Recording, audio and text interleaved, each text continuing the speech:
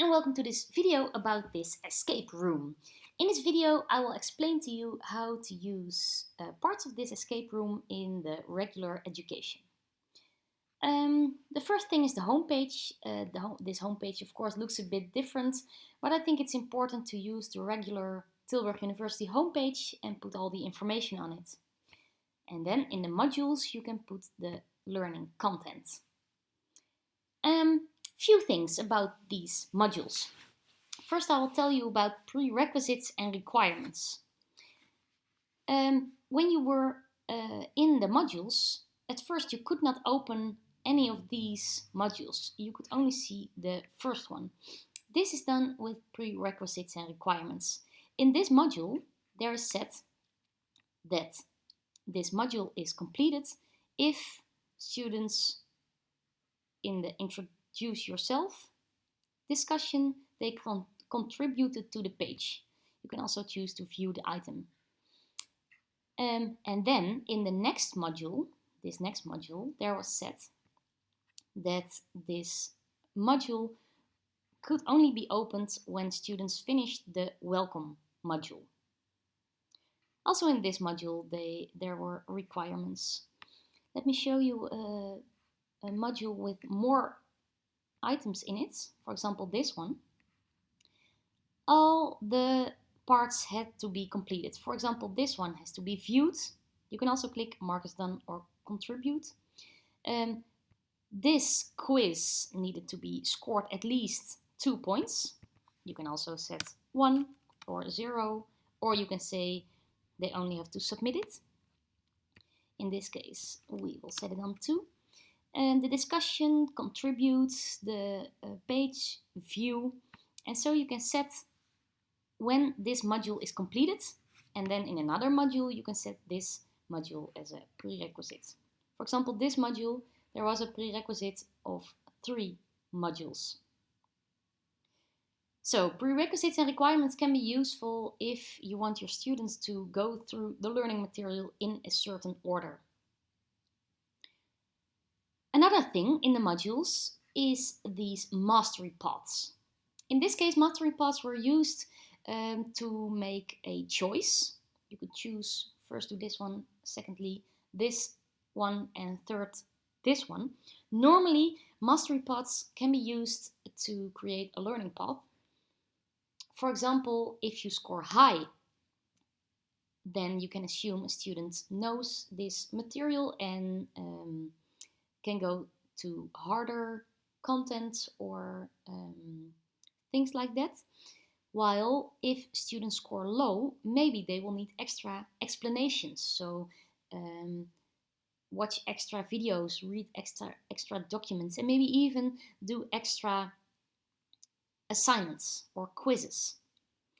The base of a mastery path always is something which can be scored. So for example, a quiz or an assignment or a graded discussion.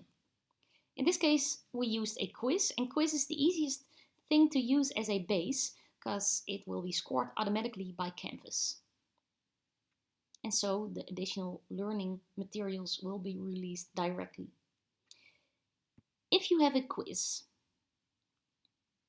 and you click edit, then there are a few options. You got the details, in which you set all the details. You got the questions, where the questions are, and you got the mastery paths. By the way, if this is not visible, then you first have to turn it on, and you turn it on settings.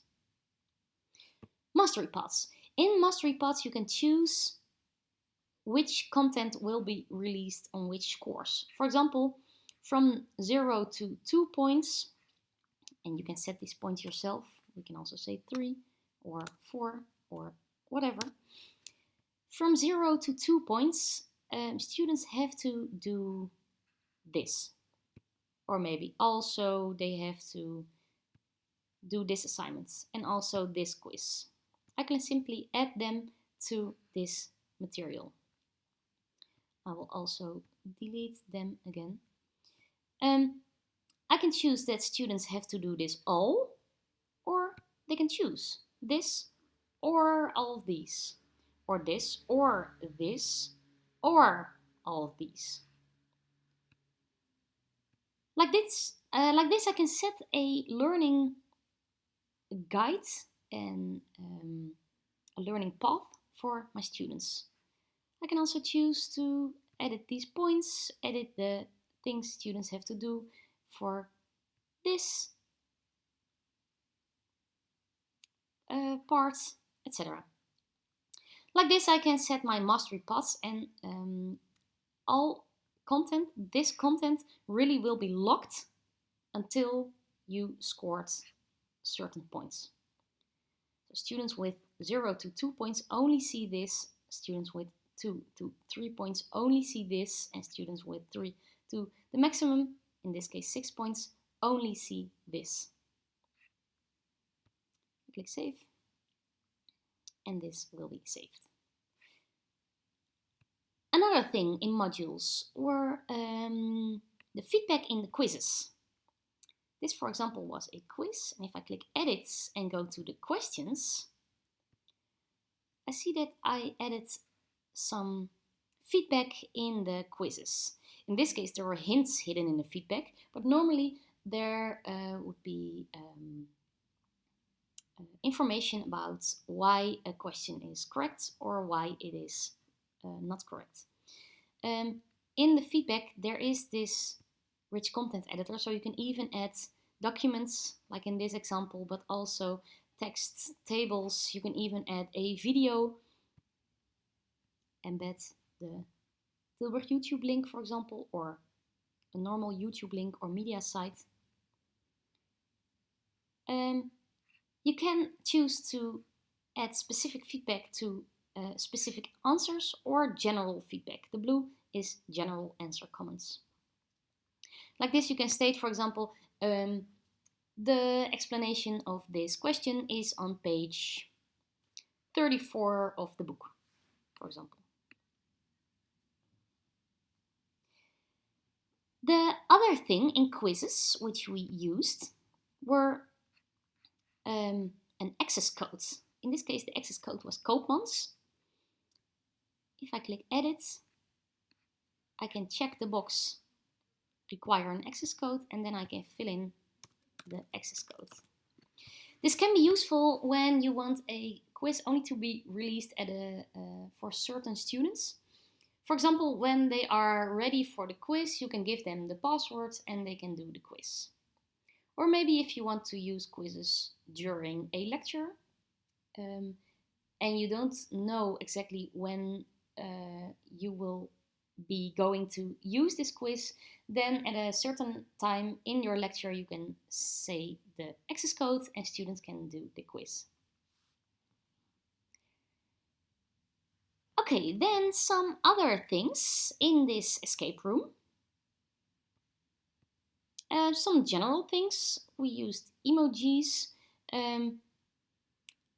You can download a emoji keyboard, or you can just use the website emojicopy.com, and then you can just copy a emoji, copy, go back to the course and, for example, edit this with an emoji.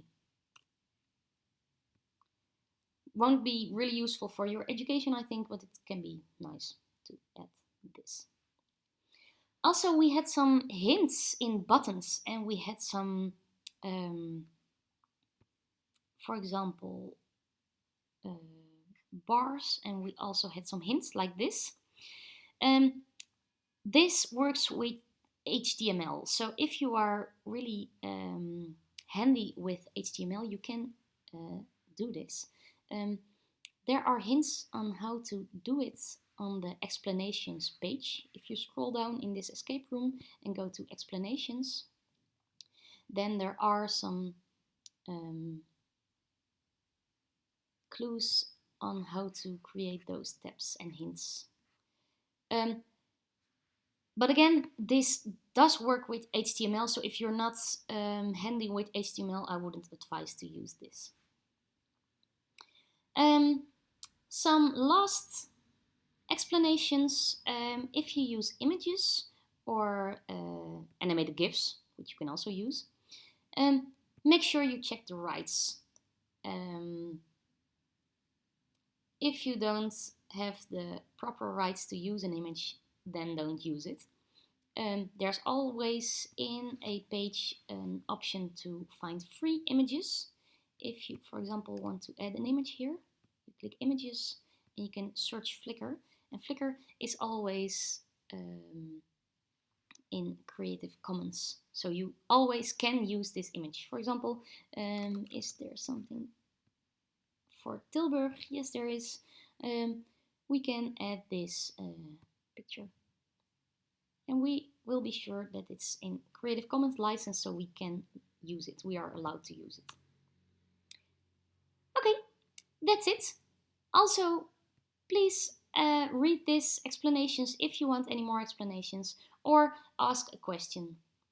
And then, good luck.